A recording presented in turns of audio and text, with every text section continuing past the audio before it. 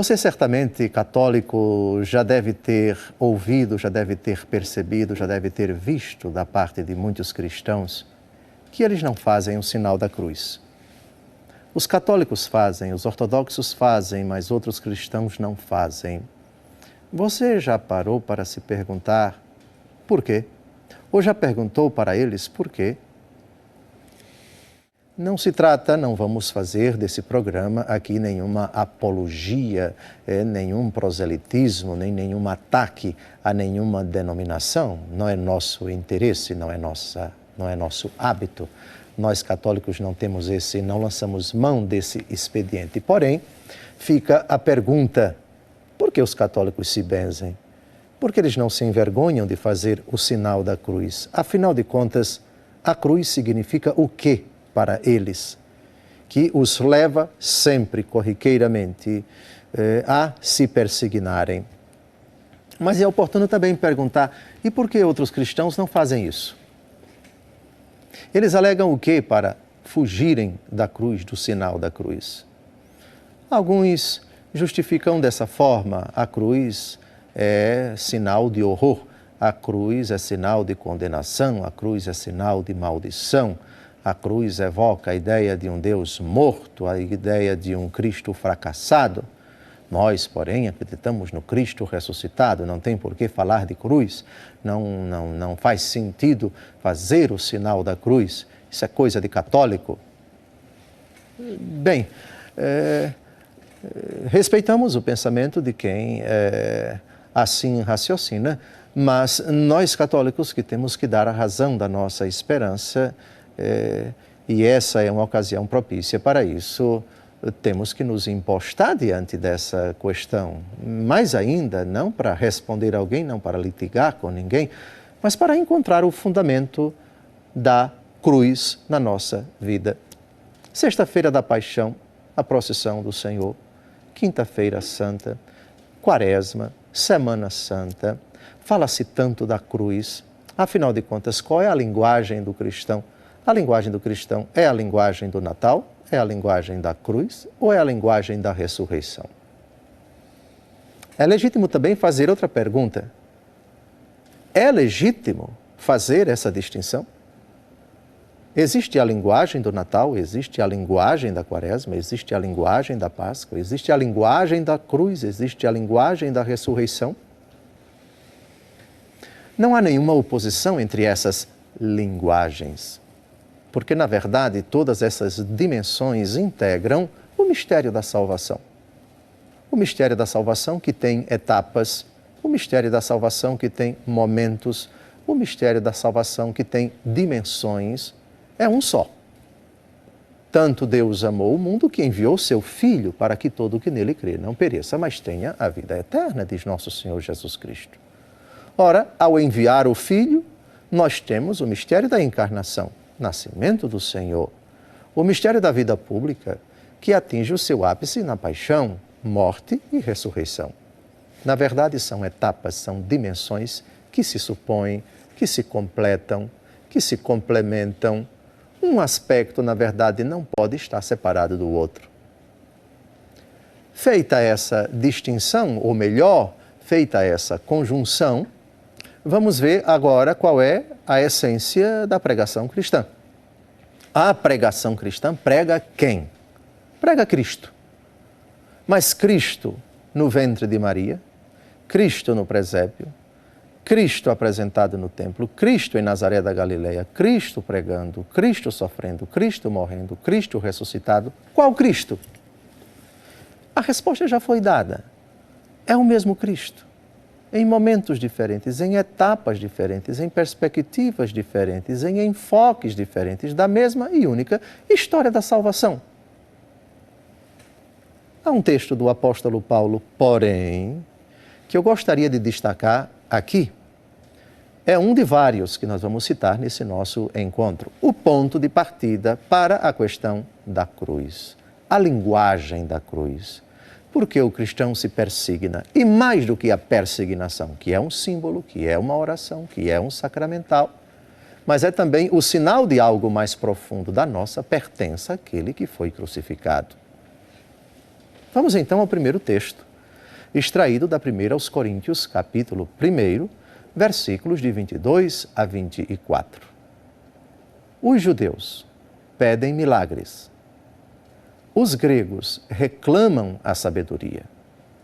Mas nós pregamos Cristo crucificado, escândalo para os judeus e loucura para os pagãos. Mas para os eleitos, quer judeus, quer gregos, força de Deus e sabedoria de Deus. São Paulo escreve para a comunidade cristã que vivia na cidade de Corinto, atual Corinto, na Grécia. E ali havia uma comunidade judaica. Os judeus pedem sinais. Nós queremos milagres que atestem a credibilidade, a veracidade da fé de vocês. Esse Cristo que vocês alegam que está vivo, provem que ele está vivo realizando milagres. Eles faziam esse pedido, eles questionavam os cristãos. Eles eram apegados muito a esses sinais, a esses milagres. Já os pagãos, e havia muitos na cidade de Corinto, gostavam muito da sabedoria. Estamos na Grécia. A Grécia é o berço da cultura pagã, o berço da democracia, enfim. E eles estavam preocupados com a sabedoria. São Paulo responde de forma muito sábia. Os judeus pedem sinais, os pagãos pedem sabedoria, mas nós pregamos Cristo crucificado. Loucura para os judeus, estupidez, estutícia para os pagãos, mas para aqueles que creem. É força de Deus, é sabedoria de Deus. Onde está a força de Deus na cruz? Tanto Deus amou o mundo que enviou o seu Filho para que todo que nele crê não pereça, mas tenha a vida eterna. Aqui está a força de Deus. Pelo sangue do Filho de Deus, nossos pecados são perdoados. O Senhor nos liberta do poder das trevas. O Senhor nos livra das garras de Satanás. O Senhor triunfa sobre a morte. Essa é a linguagem força. Essa é a linguagem sabedoria. Isso, porém, só é acessível a nós, só é crido, só é assimilado por aquele que crê. Sem a fé, a cruz será sempre uma estupidez, uma loucura, algo inconcebível à luz da razão. Fica, porém, aqui a coisa mais importante. A pregação cristã é de Cristo crucificado. Vamos modificar e falar do Cristo ressuscitado. É o mesmo. Por favor, é o mesmo. Cristo, para ressuscitar, precisou morrer. E Cristo, para morrer, precisou sofrer. E o sofrimento dele foi na cruz. A sua morte foi morte de cruz. É impossível, portanto, falar de Cristo, pregar Cristo, senão Cristo crucificado. Se você tira essa dimensão da vida pública de Jesus, você simplesmente esvazia o Evangelho.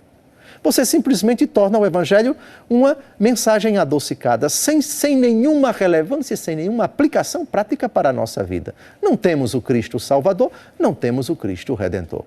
Nós, porém, pregamos Cristo crucificado.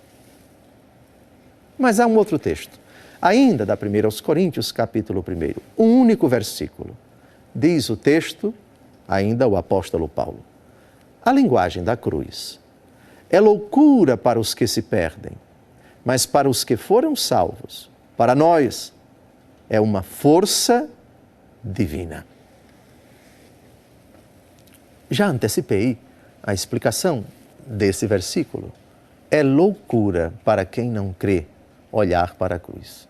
O que aconteceu na cruz, sem a fé, é lido, é interpretado por qualquer pessoa como uma estupidez, como uma insanidade. Mas para quem foi salvo, não. Salvo pelo sangue do Cordeiro. Salvo porque ali na cruz o preço do nosso resgate altíssimo foi pago, o sangue do Redentor. Porque ali o amor de Deus chegou até as últimas consequências. Tendo amado os seus que estavam no mundo, amou-os até ao fim.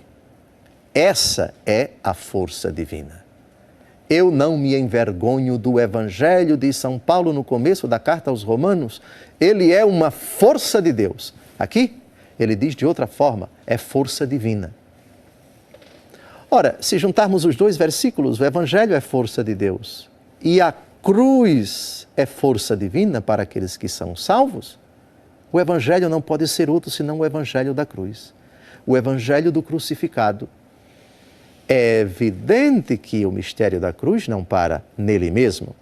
É evidente que o que aconteceu no Calvário teve o seu desdobramento. Cristo morreu, seu corpo foi descido da cruz, colocado no sepulcro, e ao terceiro dia ele ressuscitou.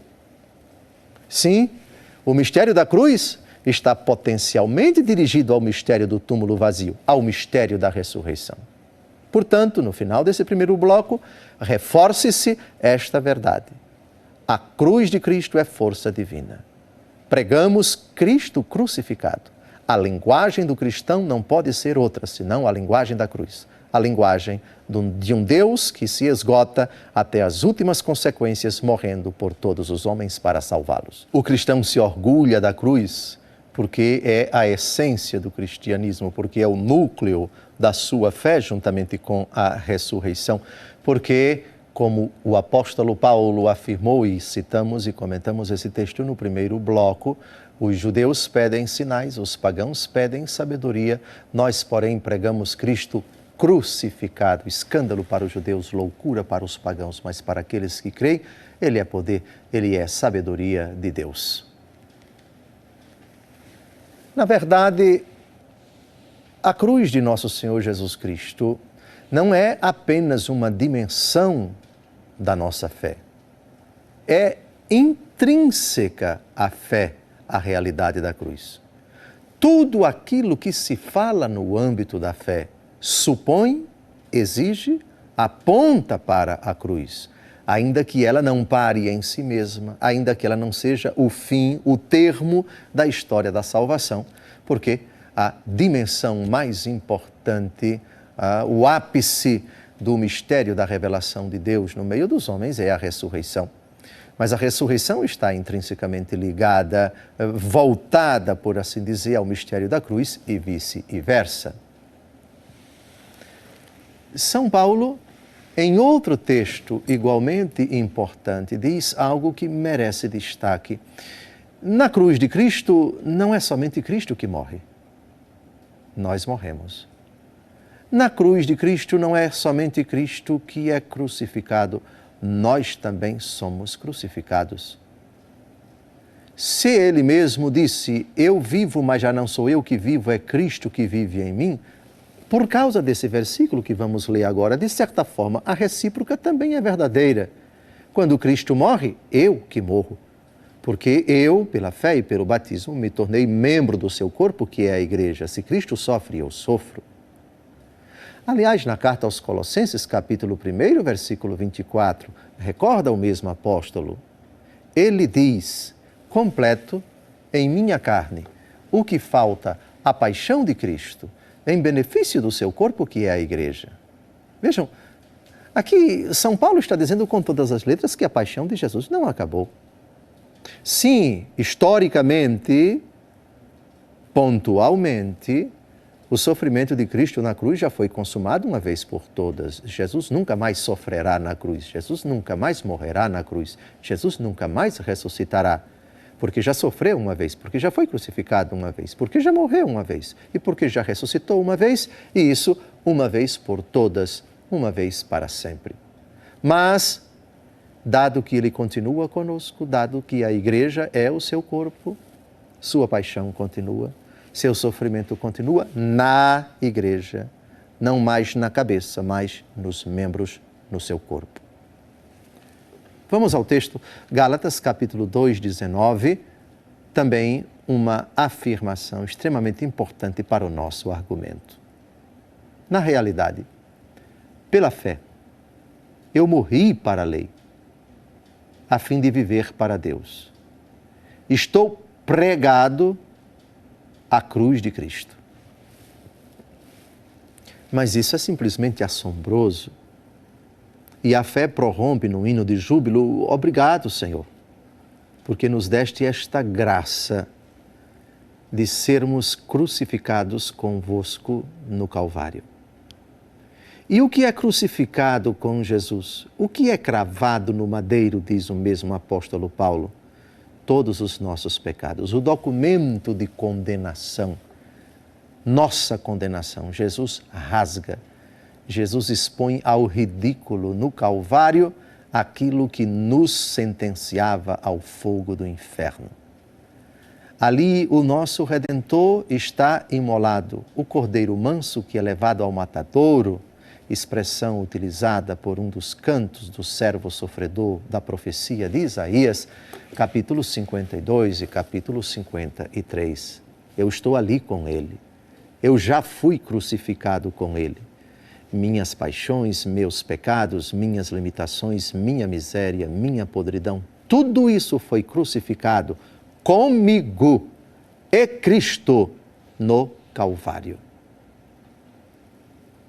É forte isto, mas evoca exatamente esta ideia. O que aconteceu no Calvário aconteceu com Cristo, em Cristo e por Cristo.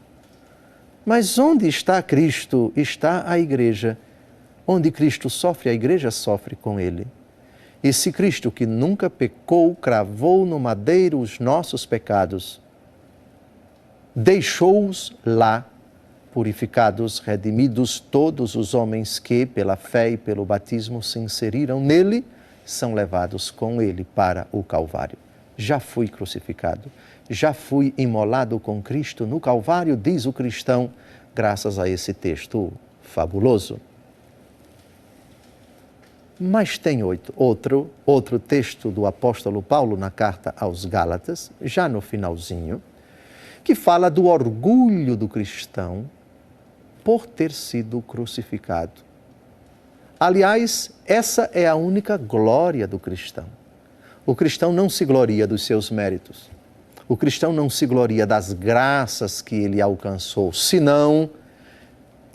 a não ser se entendemos graça pelo próprio dom gratuito de nosso Senhor Jesus Cristo. Ou seja, ele não se ufana por algum suposto mérito que Deus lhe deu, mas apenas pela gratuidade da redenção que foi operada no Calvário. Vale a pena ler o texto e tecer alguns comentários.